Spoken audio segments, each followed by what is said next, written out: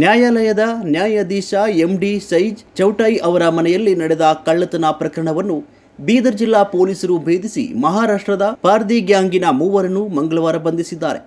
March 31ರಂದು ತಡರಾತ್ರಿ ನ್ಯಾಯಾಧೀಶರ ಮನೆಯಲ್ಲಿ ಯಾರು ಇಲ್ಲದಿದ್ದಾಗ ನುಗ್ಗಿ ಅಲ್ಮೇರಾ ಬೀಗ ಮುರಿದು ಚಿನ್ನಾಭರಣ ಕದ್ದೊಯ್ದಿದ್ರು. ಈ ಪ್ರಕರಣವನ್ನು ಗಂಭೀರವಾಗಿ ಪರಿಗಣಿಸಿ ತನಿಖೆಗೆ ರಚಿಸಲಾಗಿದ್ದ 3 ಪೊಲೀಸ್ ತಂಡಗಳು ಉತ್ತಮ ಕೆಲಸ ಮಾಡಿವೆ. ಸಿಸಿಟಿವಿ ಕ್ಯಾಮೆರಾದಲ್ಲಿ ಸೆರೆಯಾದ ದೃಶ್ಯ ಎಐ ಕಮಾಂಡ್ ಸೆಂಟರ್ನಿಂದ ದೊರೆತ ಸುಳಿವು ಆಧರಿಸಿ ಮೂವರನ್ನು ಮಹಾರಾಷ್ಟ್ರದ ಉದಗಿರ್ ರೈಲು ನಿಲ್ದಾಣದಲ್ಲಿ ಬಂಧಿಸಲಾಗಿದೆ ಅಂತ ಮಾಹಿತಿ ಹಂಚಿಕೊಂಡಿದ್ದಾರೆ.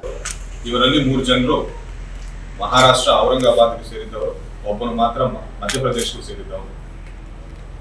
ಇದರಲ್ಲಿ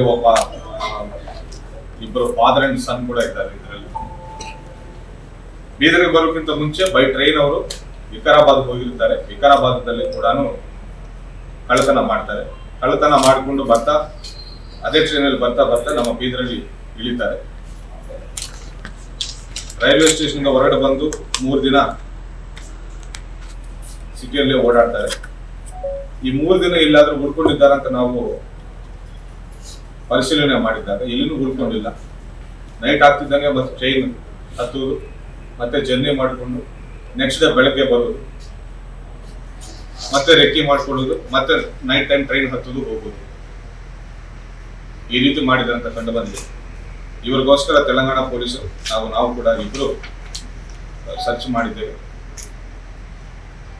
ನಮ್ಮ ಕ್ರೈಮ್ ಸ್ಟಾಫ್ ಸಾಮರ್ಥ್ಯತೆಯಿಂದ ಮೊದಲು ನಾವೇ ಹಿಡಿದಿದ್ದ ಅಂತ ಹೇಳಕ್ಕೆ ಸಂತೋಷ ಪಡ್ತಾ ಇದ್ದೇನೆ. 3 ಜನರನ್ನ ನಾವು ದಸ್ತಗಿರಿ ಮಾಡಿದ್ದೇವೆ. ಉದಗಿರ್ ರೈಲ್ವೆ ಸ್ಟೇಷನಲ್ಲಿ ನಾವು ಇವರನ್ನ ದಸ್ತಗಿರಿ ಮಾಡಿದ್ದೇವೆ.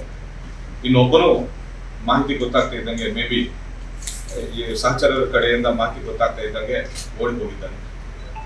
ಸದ್ಯ ಈ 3 ಜನರ ಕಡೆಯಿಂದ ನಾವು 1,77,000 ಮೌಲ್ಯದ ಸ್ವತ್ತನ್ನು ನಾವು ರಿಕವರಿ ಮಾಡಿದ್ದೇವೆ. ಅವರ ಮನೆಯಿಂದ ಕಳ್ಳತನ ಆಗಿದ್ದ ಆಭರಣಗಳು ಆಸ್ ಇಟ್ ಈಸ್ ಇಂಟ್ಯಾಕ್ಟ್ ಇವೆ. ಪಾರ್ದಿ ಗ್ಯಾಂಗಿನ ಮೂವರು ಮಹಾರಾಷ್ಟ್ರದ ಔರಂಗಾಬಾದ್ನವರು. ಮೂವರಲ್ಲಿ ಇಬ್ಬರು ತಂದೆ ಮಗ ಸೇರಿದ್ದಾರೆ. ಮಧ್ಯಪ್ರದೇಶದ ಒಬ್ಬ ಆರೋಪಿ ತಲೆಮರೆಸಿಕೊಂಡಿದ್ದಾನೆ. ಬಂಧಿತರಿಂದ 1.77 ಲಕ್ಷ ಮೌಲ್ಯದ ಸ್ವತ್ತು ಜಪ್ತಿ ಮಾಡಲಾಗಿದೆ. ತಲಾ 10 ಗ್ರಾಂ ತೂಕದ ಬಂಗಾರದ ಚೈನ್, 2 ಚಿನ್ನದ ಬಳೆ, 20 ಗ್ರಾಂನ ಬೆಳ್ಳಿ ಚೈನ್, 30 ಗ್ರಾಂ ಬೆಳ್ಳಿಯ ಉಂಗುರು, 1 ನೀಲಿ ಬಣ್ಣದ ಏರ್ ಬ್ಯಾಗ್, 1 ಕಬ್ಬಿಣದ ರಾಡ್, 1 ಸ್ಕ್ರೂ ಡ್ರೈವರ್ ಸೇರಿದೆ. ನ್ಯಾಯಾಧೀಶರ ಮನೆಯಲ್ಲಿ ಏನೇನು ಕಳುವಾಗಿತ್ತೋ ಎಲ್ಲವನ್ನೂ ಜಪ್ತಿ ಮಾಡಲಾಗಿದೆ ಅಂತ ಜಿಲ್ಲಾ ಪೊಲೀಸ್ ವರಿಷ್ಠಾಧಿಕಾರಿ ಪ್ರದೀಪ್ ಗುಂಟಿ ಅವರು ನಗರದಲ್ಲಿ ಮಂಗಳವಾರ ಪತ್ರಿಕಾಗೋಷ್ಠಿಯಲ್ಲಿ ಹೇಳಿದರು.